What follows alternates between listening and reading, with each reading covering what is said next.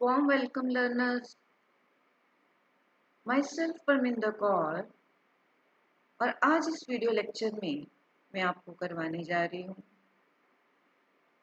Short answer type question. कई बार exam में short questions आ जाते हैं। Let's start with the first question, that is what is the purpose of action elements in GSP. ये short questions आपको interview में भी help करेंगे। अगर आपने फ्यूचर में कॉम्पिटिटिव एग्जाम्स के लिए जाना है उसमें भी ये आपकी हेल्प कर सकते हैं, राइट। तो जैसे कि आप देख रहे हो स्लाइड में गिवन है first question, what is the purpose of action elements in GSP. तो जो जीएसपी में जो एक्शन टैग है, it is used to perform some specific task. ये लर्नर्स जैसे आप देख रहे हो कि ये शॉर्ट क्वेश्चन है। कई बार ये वाइवा में या जो स्टूडेंट्स कॉम्पिटिटिव एग्जाम्स के लिए जाते हैं उनसे पूछे जाते हैं। इनके ऊपर फिलअप्स आ सकती है। तो आप क्या बताओगे? जीएसपी जो एक्शन टैग है, it is used to perform some specific tasks such as insert a file dynamically। अगर हमने किसी फाइल को इंसर्ट करना है या हमने जावा बीन के कंपोनेंट्स को क्या करना है, रीयूज करना है।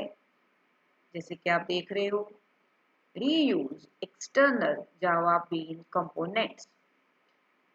अनदर जो फंक्शन है वो क्या है, that is it is used to forward the request to other page and generate HTML for Java applet। और फिर उसके बाद HTML को जनरेट करना जावा एप्लेट प्लगइन के लिए, ये सब कुछ जो है वो एक्शन टैग करता है।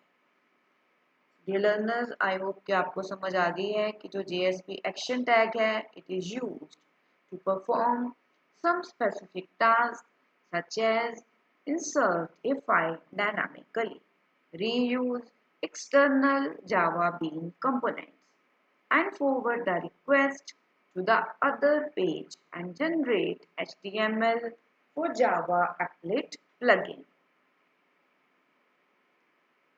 Next question is, what is the use of JSTL tags in JSP?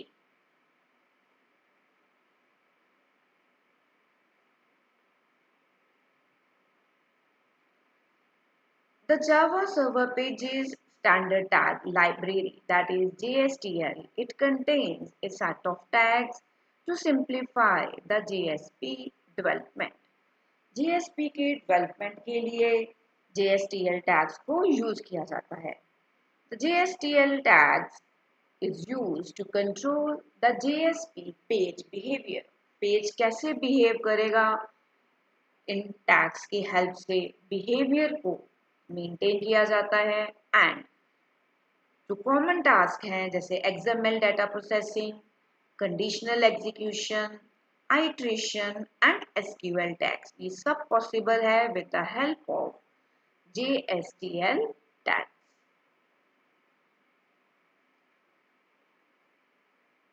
ये लर्नर्स, आई होप कि आपको ये क्वेश्चन समझ आ रहे हैं। अगर आपको अभी तक क्वेश्चन समझ आए हैं तो आप वीडियो को लाइक कर सकते हो। अगर आपने अभी तक मेरा चैनल सब्सक्राइब नहीं किया तो आप चैनल को सब्सक्राइब कर सकते हो। Next is, what is JSP error page. JSP error page जो है, it is design to handle run time errors. Run times errors को हैंडल करने के लिए जो JSP एरर पेज है को डिजाइन किया जाता है। And it is used to display a customized view of the exception. और एक्सेप्शन के कस्टमाइज्ड व्यू को डिस्प्ले करने के लिए इसको यूज किया जाता है। You can include an error page in your application. आप अपने एप्लीकेशन, अपने पेज में एरर पेज को इंक्लूड कर सकते हो। At page level you can use page directives. आप इसमें पेज डायरेक्टिव्स यूज कर सकते हो और जो स्टैंडर्ड जावा मैकेनिज्म के ऑप्शंस हैं उनको भी यूज कर सकते हो। So at the application level, you can only use an error page. This tag means इस tag को use करके आप इसका benefit ले सकते हो. So at the application level, you can use an error page element of the deployment descriptor. Next question is write the basic steps for processing JSP request. Dear learners, ये question बहुत important है. कई बार ये exam में पूछा जाता है कि क्या स्टेप्स हैं JSP रिक्वेस्ट को प्रोसेस करने के. So when a client request a JSP page, जब JSP पेज को क्लाइंट रिक्वेस्ट करता है तो ब्राउजर क्या करेगा? It will send the request to web server. वो रिक्वेस्ट को first of all web server को सेंड करेगा, which is further forwarded to the JSP engine. फिर उसके बाद ये request JSP engine के पास जाएगी. If it is the new request from the client, अगर ये नई request है client की तरफ से, इसको first of all ये translate होगी, उसके बाद इसको compile किया जाएगा by the JSP engine into the servlet. Dear learners, I hope कि आपको ये step clear है कि अगर ये request नहीं है तो जो क्लाइंट से आई है फर्स्ट ऑफ ऑल ये ट्रांसलेटेड होगी, फिर कंपाइल होगी. Now servlet is ready for servicing the client request. अब जो सर्वलेट है वो क्लाइंट रिक्वेस्ट को सर्विस करने के लिए रेडी है and it will generate response जो फर्दर ब्राउजर के थ्रू रिटर्न करा जाएगा.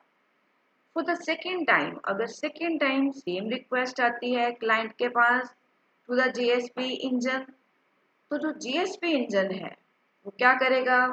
वो डिटरमिन करेगा रिक्वेस्ट को कि जो JSP सर्वलेट है वो अप टू डेट है.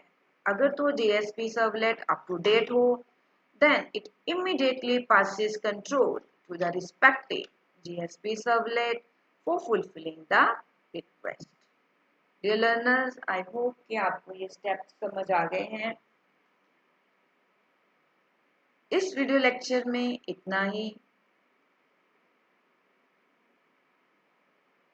Thanks for subscribing and watching my channel. Thanks a lot.